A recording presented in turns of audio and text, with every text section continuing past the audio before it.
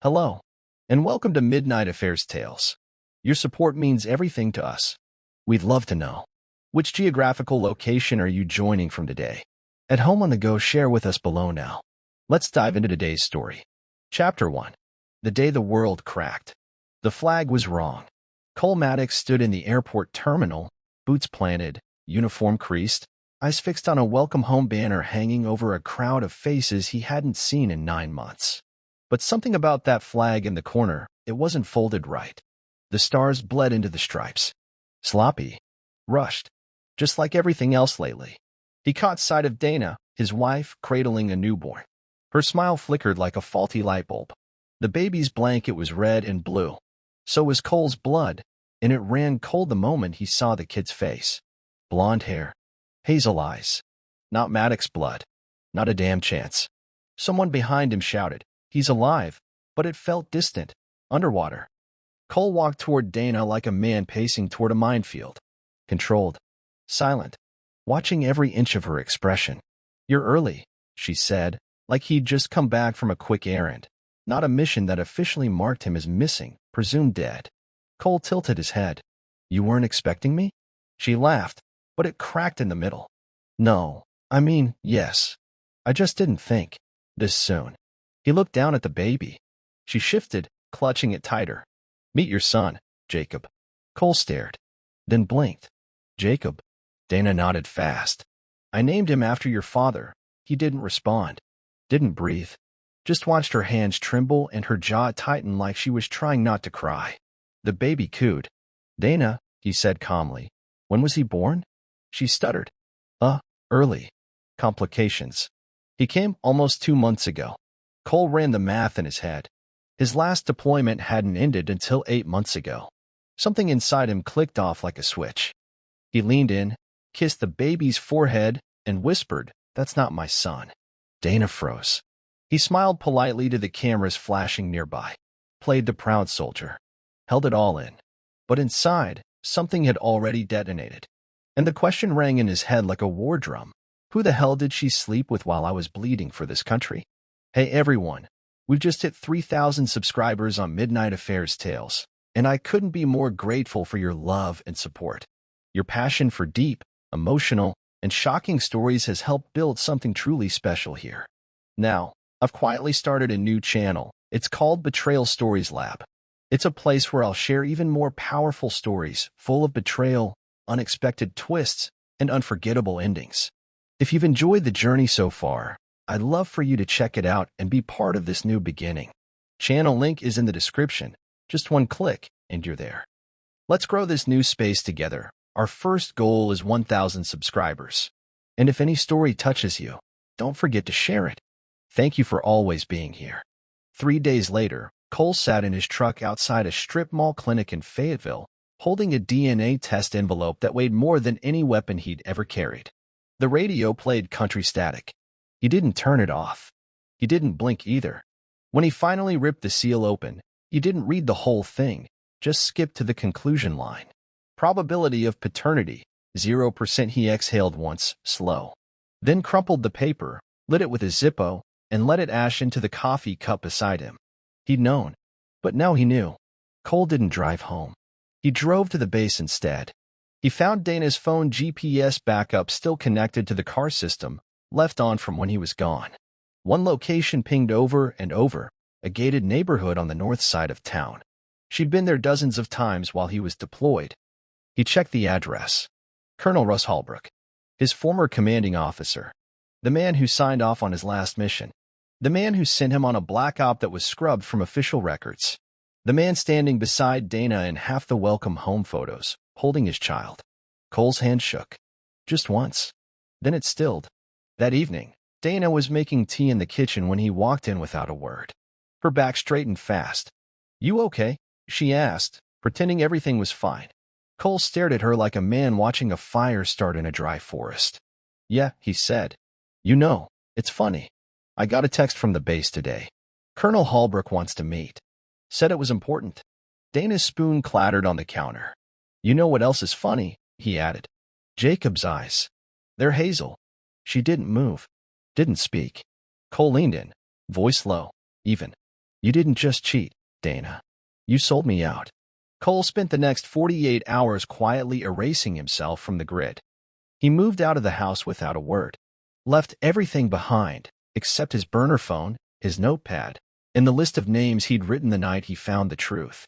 At the top, Holbrook, underlined, twice. He made a call to an old contact from Delta, someone who owed him. In under 2 hours, he had access to restricted intel systems. Nothing direct, just enough to start digging. His death report had been filed 4 days after his team was ambushed overseas. The location was never verified. The mission was never logged. But the payout?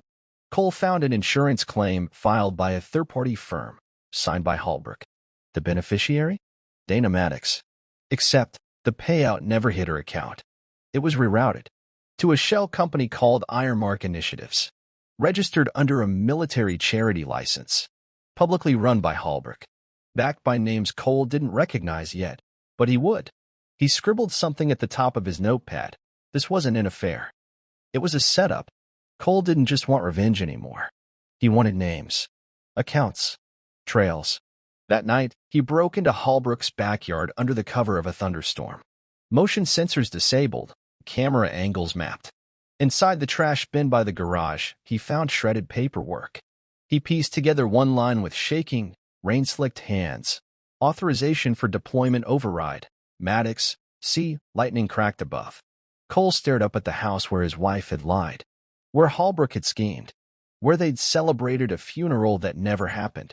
And he smiled, not with joy, but with purpose. You tried to kill the wrong soldier. Cole didn't sleep.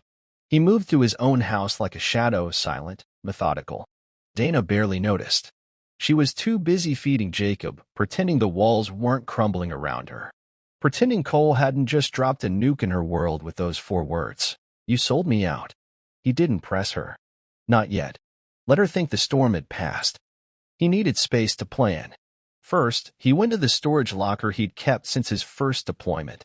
Inside, hard drives, classified mission logs, a duffel of burner phones, and a cash stash he hoped he'd never need. Now he did. Back at the house, Dana tried small talk over breakfast. I thought maybe we could go see your mom, she offered. She hasn't met Jacob. Cole nodded, sipping coffee. She's dead, Dana. 3 years now. Her lips parted, then shut. She looked down at her toast. He waited until she left the house for a yoga class, before slipping into her closet and scanning for anything useful. In her jewelry box, he found a burner phone, text still open from Holbrook. He's not suspicious? No. He's broken. He barely talks. Good. Stick to the script. Cole's hand clenched around the device until the plastic cracked. Script? This wasn't just betrayal. This was a coordinated cover-up. They expected him to stay broken, quiet, dead. He pocketed the phone, scanning the room like a battlefield. Later, in the garage, Cole pulled up the insurance paperwork again. With a few keystrokes, he found Ironmark Initiatives linked to 3 other shell entities, Milvest 88, Aegis Corps Relief, and New Patriot Trust. They weren't just covering affairs. They were laundering millions through military charities. The kind of money that buys silence. The kind of network that doesn't just cheat, it eliminates. And they thought he wouldn't come back? Let's find out how deep this really goes. Cole left town. Not to run, but to vanish. He needed a clean slate, and in the eyes of Holbrook's world, the dead soldier staying buried worked in everyone's favor. He drove west with no GPS, using backroads and old habits from covert travel. In the Blue Ridge foothills, he met someone who owed him. Vega, former intelligence, now off-grid and paranoid. Perfect. Vega lived in a cabin wired like a command post. Inside were servers, analog receivers, signal jammers. A survivalist hacker's dream. You want digital fingerprints wiped? Vega asked, chewing sunflower seeds. Or do you want a ghost file planted? I want both, Cole said. In exchange, Cole offered something real, proof of government-funded fraud, misappropriated veteran aid, and military cover-ups. Vega's eyes lit up. You drop this in the right inbox, it won't just ruin careers, it'll spark hearings. But Cole wasn't ready to go public. Not yet. First, he needed names. Together, they traced Ironmark's financials. The trail led to contractor kickbacks, fake wounded vet programs, and congressional donors whose campaigns were fed through fake PTSD clinics. All roads led back to Holbrook. Meanwhile, Cole monitored Dana's activity remotely. She'd started liquidating assets, visiting lawyers, and meeting Holbrook again, this time at hotels, not his home. She's moving fast, Vega noted. She thinks you're going to act soon. Cole stared at the surveillance stills. Dana smiling. Holbrook touching her back. Signing papers. You're not just a mark to them, are you? Vega asked. You were a loose end. Cole didn't blink. No. I was the threat they forgot to bury. At 2 a.m., Cole printed a forged access pass to Holbrook's charity gala, scheduled in 4 days. Plan? Vega asked. Cole zipped his jacket, eyes locked forward. I'm going to look him in the eye and watch him lie. The gala was held at a private estate, shielded by fake patriotism and real money. The kind of event where generals shook hands with oil barons and defense contracts changed hands over shrimp cocktails. Cole slipped in wearing a tailored suit borrowed from Vega's closet. The badge scanned. No alarms. He was invisible. Until he wasn't. Across the room, he saw Holbrook, laughing, relaxed, glass in hand. Dana stood beside him, dressed like a senator's wife. She spotted Cole and froze, blinking twice like her brain couldn't register what she was seeing. He raised his glass. Holbrook turned, confused, then pale. Cole walked straight toward them, calm as steel. Colonel. Dana. Cole, Holbrook stammered. You shouldn't be here. Cole tilted his head. No, I should. After all, this charity exists thanks to my funeral, right? Dana grabbed Holbrook's arm, whispering he knows. Holbrook recovered fast. Let's not make a scene. If you want to talk, we can go somewhere private. Oh, I want to talk, Cole said. But I'm not the one making a scene. He stepped back and tapped his phone. In the center of the room, the projector screens blinked, then played a security video, Dana and Holbrook in bed. Holbrook bragging about the fake soldier programs. Dana counting cash. Gasps echoed. Phones came out. Cole leaned in. This is just the trailer, he whispered. The movie drops Monday. He turned and walked away as security swarmed. Behind him, chaos erupted, voices shouting, a senator storming out, Dana crying, Holbrook yelling at staff. But Cole didn't look back. Because the first match had been lit, and he wasn't done burning the house down. Lila Holbrook answered the door like she'd been expecting a ghost. Her eyes swept over Cole, slow and sharp. Nothing surprised her anymore. You look like hell, she said. You should see the other guy, Cole replied. They stood in silence for a moment, the air between them heavy with unspoken history. She stepped aside and let him in. Lila's house was cold, sleek furniture, untouched wine glasses, photos of her and rust that hadn't been dusted in months. She walked to the bar and poured herself a whiskey without offering him one.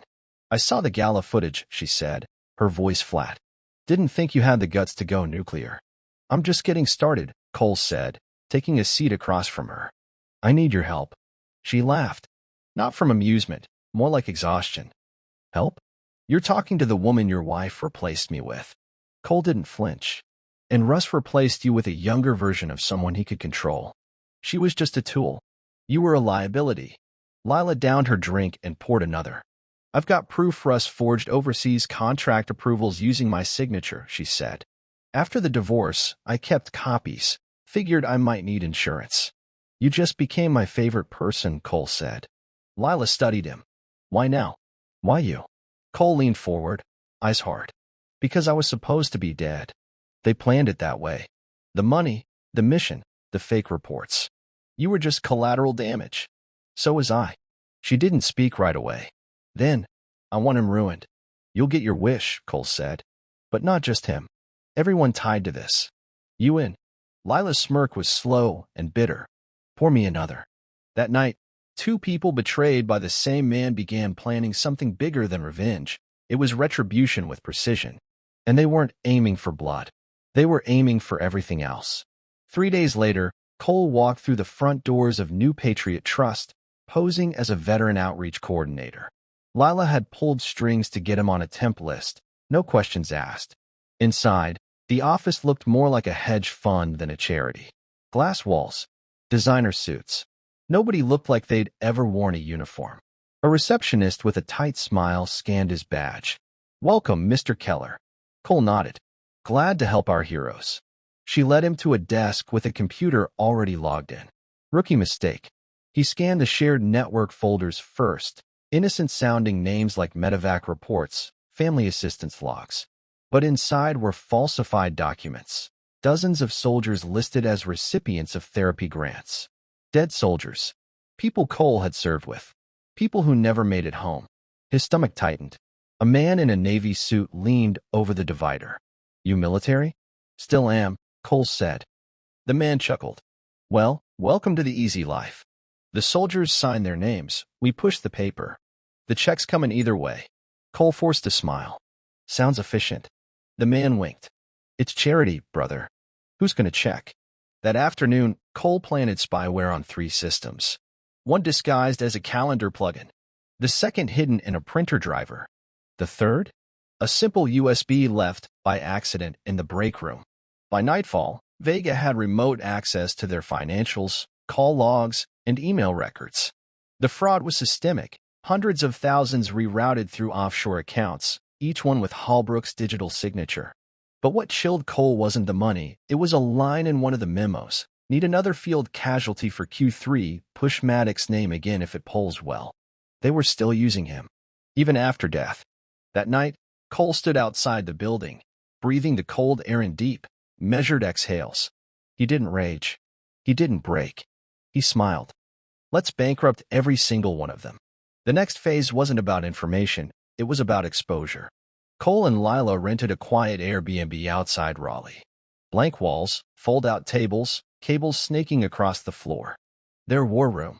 Vega's laptop glowed like a command center as he pulled up a video file. Holbrook's latest meeting conference call with a senator and 2 donors.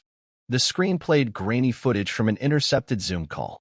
"Holbrook, as long as the soldier count holds, we can triple-dip the funding.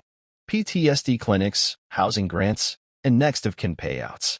Nobody checks. They're too busy crying over folded flags." One of the donors laughed. The senator sipped whiskey. Cole stared, motionless. "You still want to do this slow?" Vega asked. "Slower," Cole said. "Make them sweat."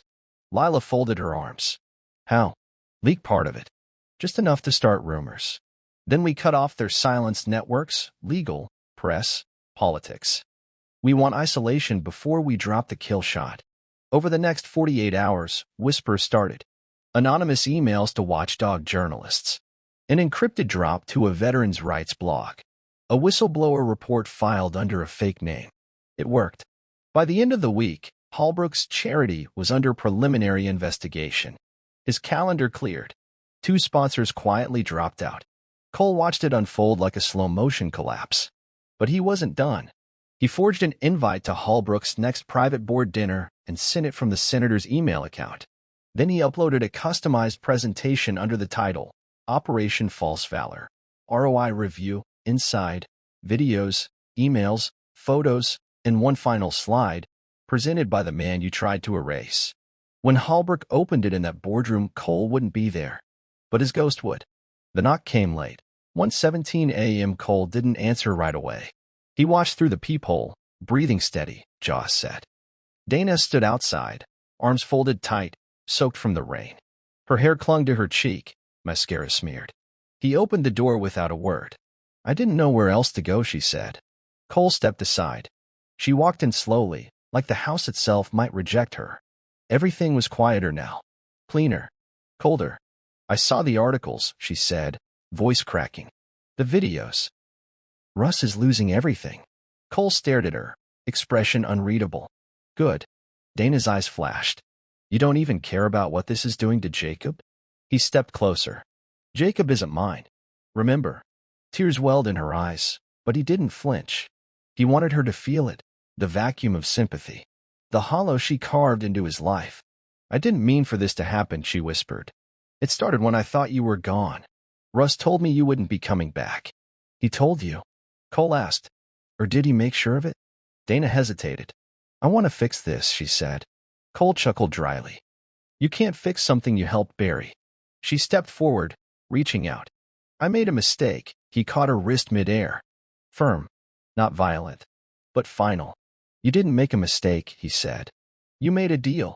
He let go and pointed to the door. Go home, Dana. Enjoy what's left of the lies before they fall apart completely. She looked like she wanted to say more, but didn't. She left without another word, the door clicking shut like a gavel.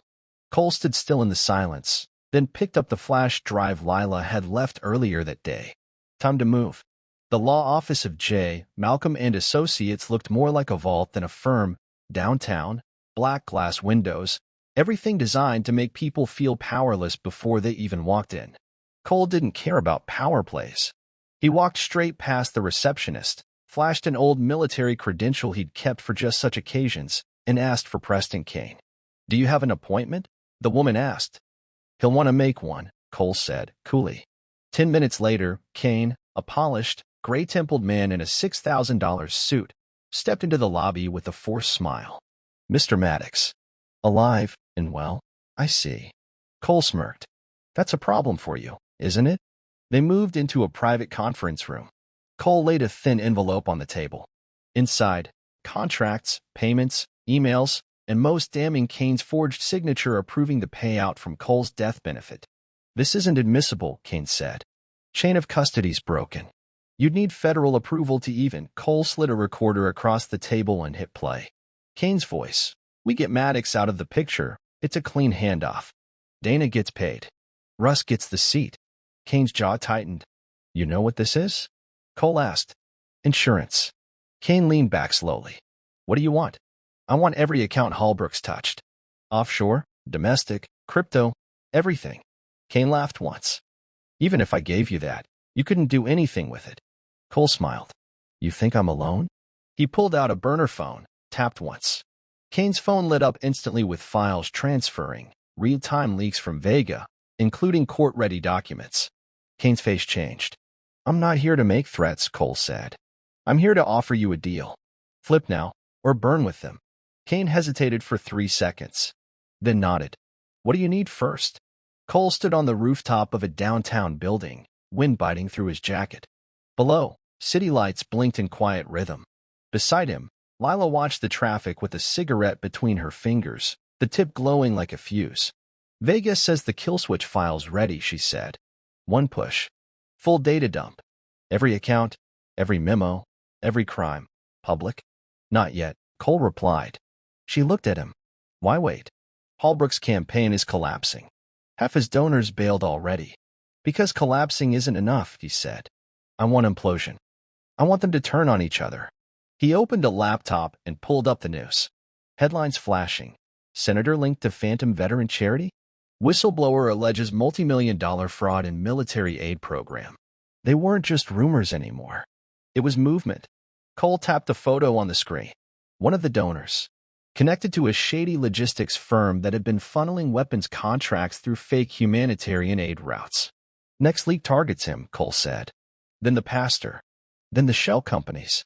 Death by exposure, Lila muttered. He nodded. Let them feel cornered. Let them run out of friends. Just then, Vega chimed in on comms. We've got access to Holbrook's campaign fund. Want me to freeze it? Not yet, Cole said. Leak it first. Make it look like he's stealing from them. Let them turn on him. Lila raised her glass in a mock toast. Here's to karma. Better late than never. Cole didn't smile. He just stared at the screen, at Holbrook's smug face from a campaign rally. By the time I push that button, he said, he'll already be standing in the ashes. The truth came at 3:17 a.m., through a decrypted folder Vega hadn't been able to crack until now. It hit like a bullet. Cole sat in the war room, dim screen flickering across his face, as lines of code translated into classified military logs and a mission file. Operation Clayfire. Location, Helmand Province. Status, redacted. Personnel, Maddox, C+4. Outcome, Kia, friendly fire suspected. He scrolled further. There it was. An internal memo dated 2 weeks before his final deployment. Asset Maddox flagged due to questioning of funding discrepancy, potential internal leak risk. Recommend Clayfire deployment with high-risk operational profile. No extraction necessary. Cole didn't speak. Didn't blink. They hadn't just betrayed him. They tried to kill him. Not for sleeping with his wife. Not for revenge. For digging too close to the truth. For seeing the numbers that didn't add up. For asking questions. Lila came into the room, hair messy, robe wrapped tight. "You okay?" she asked. Cole turned the screen so she could see. Her face dropped. "They put you on that mission because you were a threat?" He nodded once. She whispered, "They made sure you'd never come back." "No," Cole said. "They made sure I couldn't talk if I did." Silence stretched between them. "What do you do with that kind of betrayal?" she asked. Cole stood up slowly, ice cold. "You answer it." Everything changed after the file. Cole didn't just want exposure now, he wanted complete erasure of their entire network. He pulled all his assets, military contacts, dark web hackers, underground reporters, former operatives who owed him blood and silence. He called it Ghost Protocol. First, Vega hijacked a private call between Holbrook, the senator, and 2 corporate donors. It played on a loop across a rogue veteran YouTube channel with 2 million subscribers. Holbrook? Maddox? That name's a closed case. His death was paperwork. Simple math. The comments section exploded. Hashtag Justice for Maddox started trending. Then came the follow-up. Cole leaked full rosters of dead soldiers whose identities were used to funnel money. Each name posted with a short eulogy. A personal touch. It broke the internet. Grieving families started asking questions. Journalists began digging deeper. And Cole stayed hidden, operating like a phantom. Holbrook tried to save face, hiring a PR team, scheduling interviews, blaming rogue accountants. But the dam had already cracked. Campaign funds were frozen. Sponsors fled. Whispers of an indictment reached Capitol Hill. Lila handed Cole a glass of bourbon one night. "You're everywhere now, even without showing your face." "I don't need to show it," he said. "They know I'm watching." She looked at him. "And when do you stop?" He didn't answer. Just looked at the kill switch button still waiting to be pressed. He wouldn't stop until every lie that tried to bury him was choking in daylight.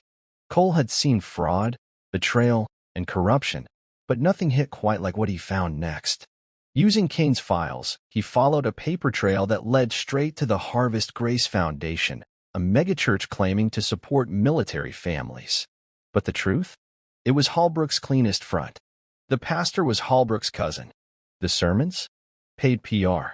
The donations? Funneled into real estate under fake missions. Outreach events were staged photo ops, with soldiers' families unknowingly endorsing fraud. But the worst part? Cole found his own photo on their website under Heroes We Lost for Freedom. A smiling portrait. A fabricated biography. A quote he never said. "We don't count the cost. We carry it." Staff Sergeant Cole Maddox, he stared at the screen for a long time. Then drove 6 hours. The church sat on a hill outside Savannah, huge and glowing like a casino in a cornfield. Hundreds of people inside. A service in progress. Cole walked in mid-sermon, dressed clean, blending in. The pastor, grinning in designer shoes, was telling a tearful story about our fallen brother, Staff Sergeant Maddox, and how his sacrifice inspired their latest campaign. He didn't notice Cole at first, until Cole walked down the aisle, slow and steady, and took the mic. The entire church froze. "I'm Cole Maddox," he said. Gasps. Someone dropped a Bible. "I'm not dead, but I was betrayed. And this place? It's built on my grave." The pastor stammered, stepped back. Cole dropped the USB on the pulpit. "Everything you need to know is on this drive. Watch it. Then ask yourself what you've really been funding."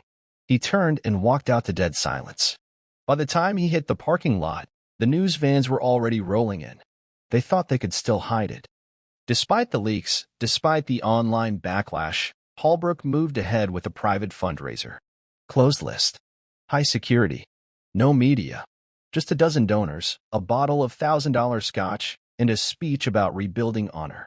What he didn't know, Cole was already inside.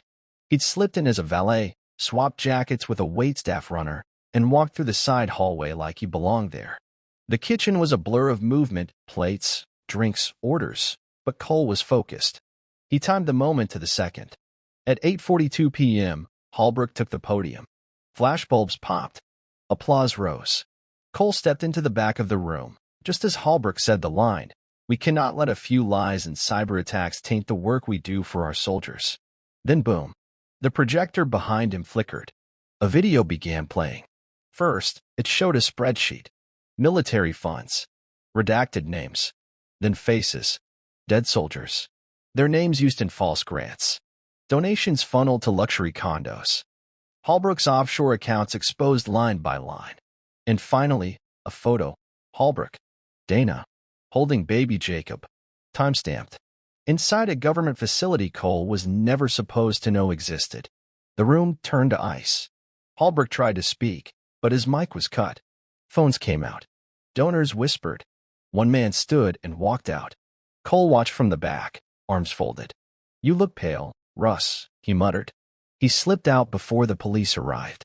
The fallout hit fast. Holbrook's campaign folded within 72 hours. Donors pulled every dollar. His PR firm dropped him. Investigations were opened in 3 states, and federal probes weren't far behind. But it wasn't just him. Dana lost her position at the veteran support nonprofit where she'd been working as a liaison to grieving families. Screenshots of her text exchanges with Holbrook flooded social media. The words, "You were supposed to stay dead," trended on every platform. Cole didn't gloat.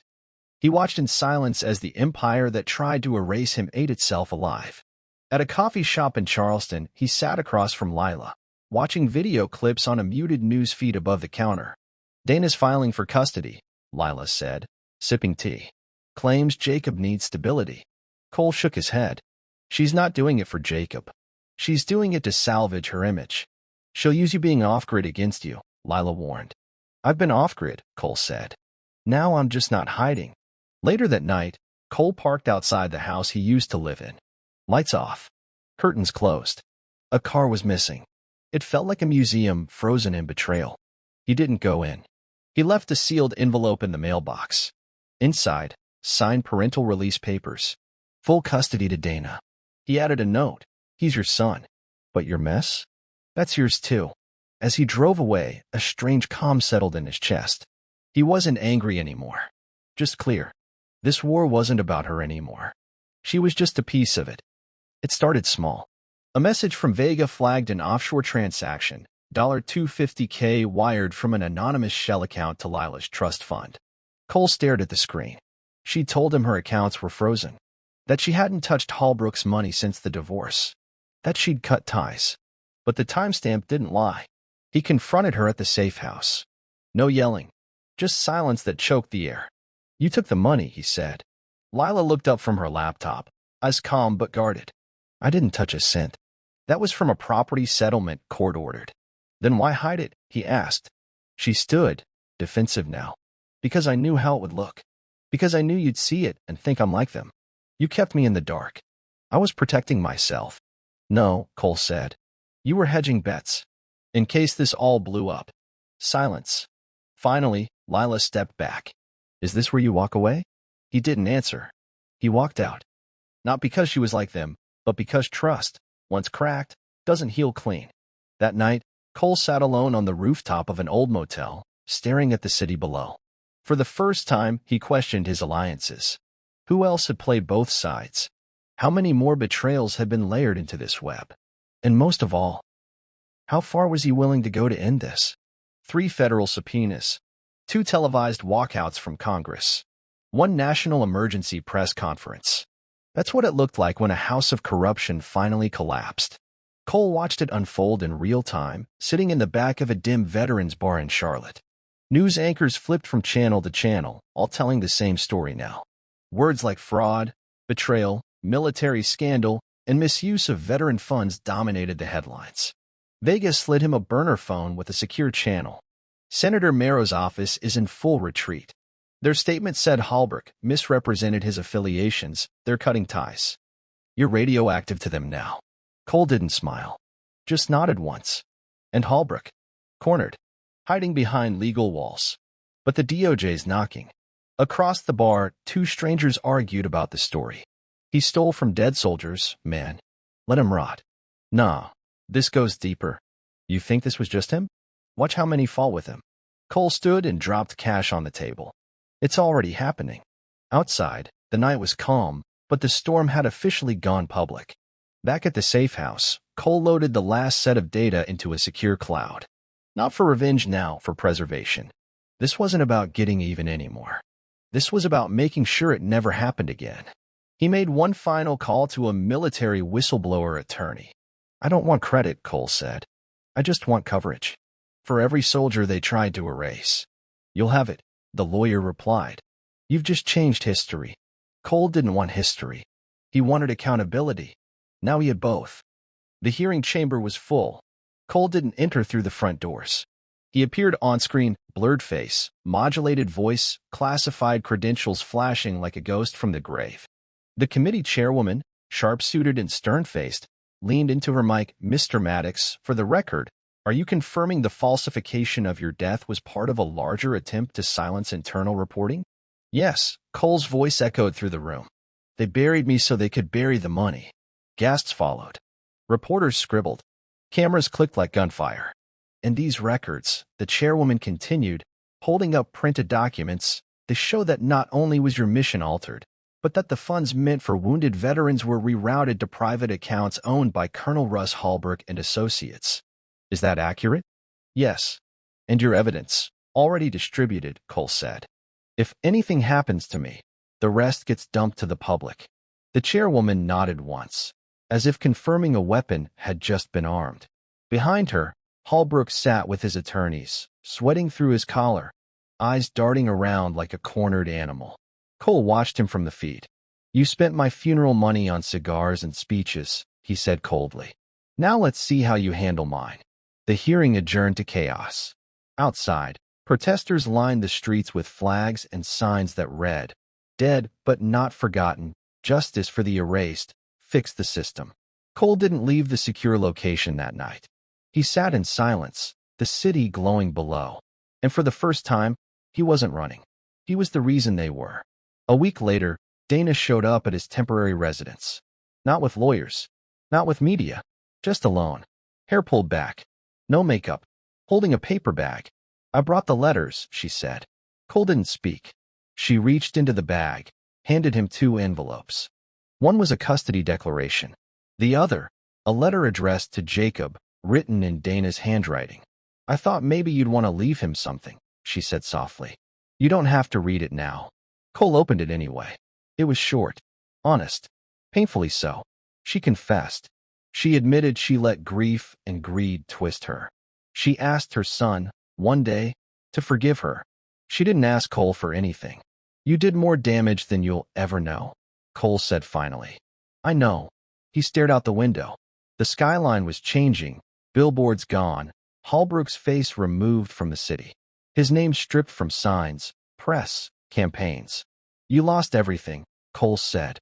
Dana shook her head. "No, you lost everything. I just borrowed it. Until it broke." He looked back at her. "I'm not angry anymore." Tears welled in her eyes. "That's worse." She left without a hug, without closure. But maybe that was the closure. Cole folded the letter back into its envelope and burned it. He had nothing left to say to the past. The last mission wasn't loud. It was surgical. Using Kane's data, Vega traced a final account, a Dubai-based asset stream linked to black market arms disguised as field testing grants, hidden under 7 shell firms. Cole didn't call law enforcement. He rerouted the funds directly to a veteran-run foundation for orphaned families. Quietly, anonymously, $2.8 million. Gone from greed. Returned to those who'd actually bled for it. Then he shut down every server, deleted every file, wiped the last trace of Ghost Protocol. In the quiet that followed, he sat with Lila one last time. No drinks. No plans. "Think it's over?" she asked. Cole shook his head. "No, but I'm done chasing ghosts." "What now?" "I go build something real." She nodded, understanding. "You earned that." They didn't hug, didn't kiss, didn't need to. They'd both survived the fire. Now it was time to walk through the smoke, alone. Don't forget to subscribe and click the bell icon to stay updated with our latest stories. Cole didn't want fame. He wanted clarity. So when the request came from investigative journalist Maylin Rivera, he said yes, not for himself, but for the record. She met him in a neutral space. Clean walls. One mic. No audience. Just a camera. "You're the man they tried to bury," she said. And now you've taken down one of the most connected military figures in U.S. politics. Why speak now? Cole leaned forward, voice steady. Because someone else will ask the wrong question one day. And I want them to know they weren't alone. He handed her a sealed envelope. Inside, everything. Final copies of every file. Names, payouts, death certificates rewritten, scars documented. If anything happens to me, he said, make sure this doesn't get buried. May looked him in the eye. You're not just a survivor. You're a warning. Cole gave a faint smile. No, I'm a mirror. For every system that thinks it's untouchable. When the interview aired, it reached millions. Veterans came forward with their own stories. Investigations launched into a dozen new programs. Politicians scrambled. Policies changed. Cole Maddox's name was never officially honored. But in every comment section, one phrase echoed over and over. He came back from the dead to make sure no one else had to. 6 months later, Cole ran a modest outdoor training school in the Blue Ridge Mountains. No press. No fanfare. Just kids, teenagers, and struggling vets learning survival, discipline, and strength. He lived in a cabin he built himself. Every morning, he made coffee over an open flame. No phone. No social feed. Just quiet, broken only by laughter from the training grounds below. Sometimes, he still thought about Jacob. He'd seen a photo once. Dana had sent it with no note. The boy was growing fast. Strong. But Cole didn't reply. His chapter there was closed. Now, his students called him Coach M. He taught them how to track, how to read a storm, how to stay alive without a weapon. And sometimes, he told them stories, not about war or revenge, but about silence. About how your silence is never permission. About how truth is heavier than ammo. Vega stopped by once a month, dropping supplies and updates. One night, as they watched the sun drop behind the pines, Vega said, "You're a ghost they couldn't kill. You know that, right?" Cole just stared out at the horizon. "I'm not a ghost," he said. "I'm what happens when you survive and remember everything." On a worn-out bench under a maple tree, Cole watched a new class train on the field. Young men and women flipping tires, pushing limits, working in silence. He didn't say much anymore. He didn't need to. His legacy wasn't in headlines. It was in the kids who no longer believed in systems but believed in themselves. And the foundation quietly formed from the stolen funds he'd redirected. A real one. No PR. Just help. Quiet and effective. Holbrook? Serving 35 years. Federal. No parole. Dana? Out of the public eye. Last Cole heard, she moved north. Jacob would grow up never knowing the man his mother tried to replace. And Cole? He rebuilt his life from the same dirt they tried to bury him in. No medals. No applause. Just freedom. Because sometimes revenge isn't about ending their lives, it's about taking yours back. And now, I have just one question for you. What would you do if they tried to erase you from your own life? Let us know where you're watching from in the comments, and tell me, did justice feel real to you? What moment hit you the hardest? If you felt this story in your chest, go ahead, tap that like, subscribe, and share it with someone who loves revenge done right. We don't do average stories here. We do thrillers with a soul. I'll see you in the next one, with another epic revenge tale that hits even harder. Until then, take care of yourself. And remember, ghosts don't forget.